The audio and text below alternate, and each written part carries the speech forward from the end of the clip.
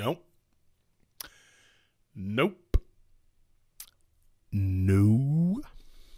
No. No. No. No. Final time. No. I am not going to tell you why I possess a mannequin.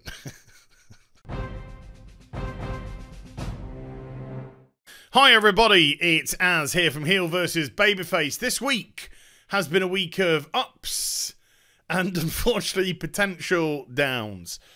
We saw some really interesting news early in the week, of course, when Respawn announced that they weren't working on Titanfall 3. They've never been working on Titanfall 3. And probably now there's no chance that they will be working on Titanfall 3. But they had actually been working on a Titanfall universe battle royale game with no Titans called Apex Legends. And if you haven't heard about Apex Legends by now, what planet are you on? Because it's absolutely taken the gaming world by storm. And we've seen something really incredible. Because on the first couple of days, the Tuesday and the Wednesday, because they not just announced it, of course, they released it immediately. Hey, we've been working on this. No marketing, no faff. It's here, it's ready, play. And, of course, it went straight to the top of the Twitch charts in some degree because, of course, and I say this not maliciously, because they'd paid a bunch of streamers to promote it. So big streamers, of course, were streaming it, taking in people, and because it was a new game, brought in a load of new people. And I saw some things which I didn't think I would see, certainly not in the near future. And Apex Legends was getting consistently over 200,000 people watching. And Fortnite, you didn't just drop to second or third. It was like down 5th, 6th, 7th. At one point, there was 197,000 people watching Apex Legends, and 30-something, 34, 36,000 people on Fortnite. And I was just like, whoa, things can't turn this quick, can they? I mean, Fortnite's got a lot going. Love it or hate it, it's got a lot going for it in the way that it has actually been monetized as a free-to-play game. And of course, Apex Legends is a free-to-play game, but I think the actual microtransaction element of it, the money element of it, the monetization element of it is really poor. Because one thing that separates Fortnite from Apex Legends is a first-person shooter. Fortnite third-person. So the costumes in Fortnite look really cool, look funky, and you dress up your character, you play with your character throughout the game, you see it all the time. But with Apex Legends, you don't. You see it very briefly, and then you go into first-person mode, and that's it. So there's only a brief window. So I thought the monetization model was really poor, because didn't think too much of the skins for the prices that they're asking. And I still feel the same. I still think they're ridiculously overpriced, and they don't look good enough. They simply don't look good enough for what they're asking for. But here we are, Friday, Apex Legends is still ruling the roost. Nobody's touching it.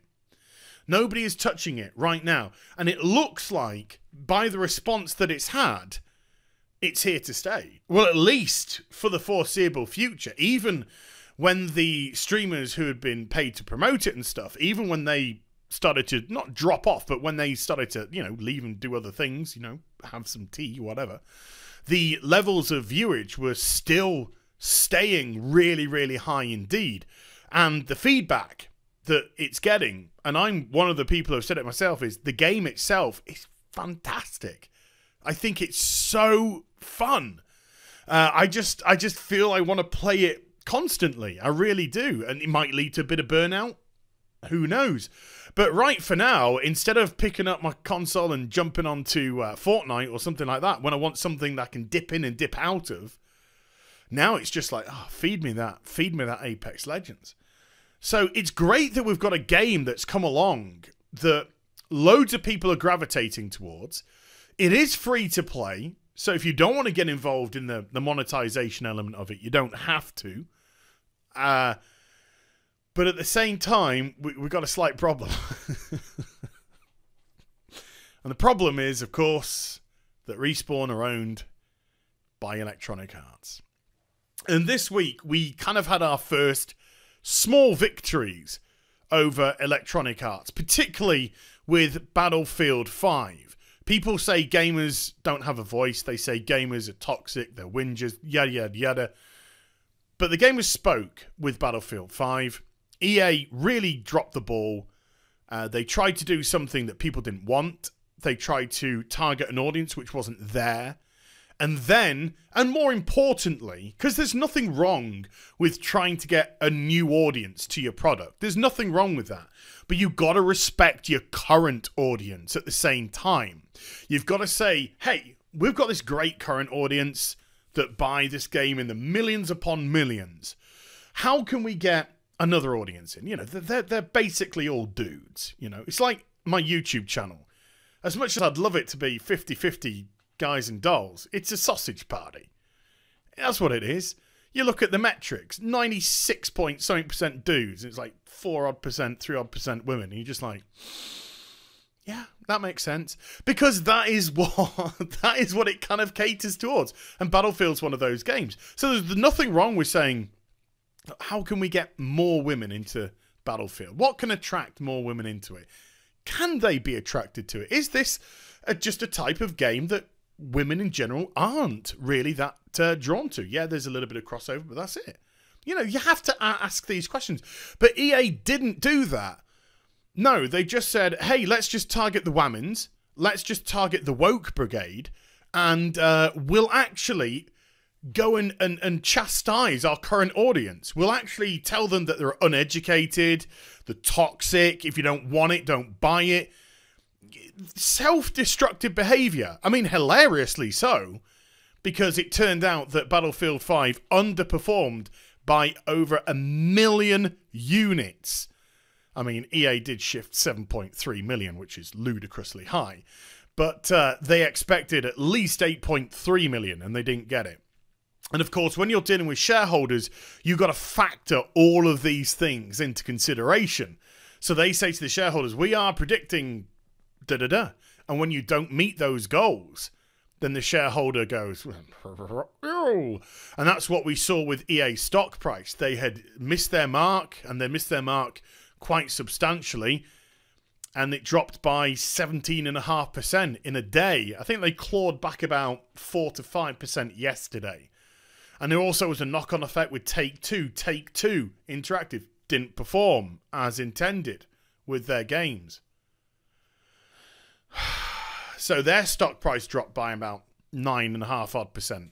And then as a knock-on effect to that, Blizzard, who've got their quarter earnings report, I think Tuesday of next week for Q4, they got a 10% hit on their stock price as people lost confidence in the gaming industry, as company after company was stating that there were missing targets and missing targets. Now, what's going to happen on Tuesday as regards to Activision Blizzard? Trust me, I'll be waiting with bated breath. But because EA own Respawn, and it looks like they have a monumental hit on their hands here, the chances are that EA are going to get themselves out of this little hole. And what is more worrying is the fact that EA blamed at the earnings call. They blamed the single player element of Battlefield 5 as the reason that it failed. And we all know, well, it's technically, do you know something? That is actually technically true in a way.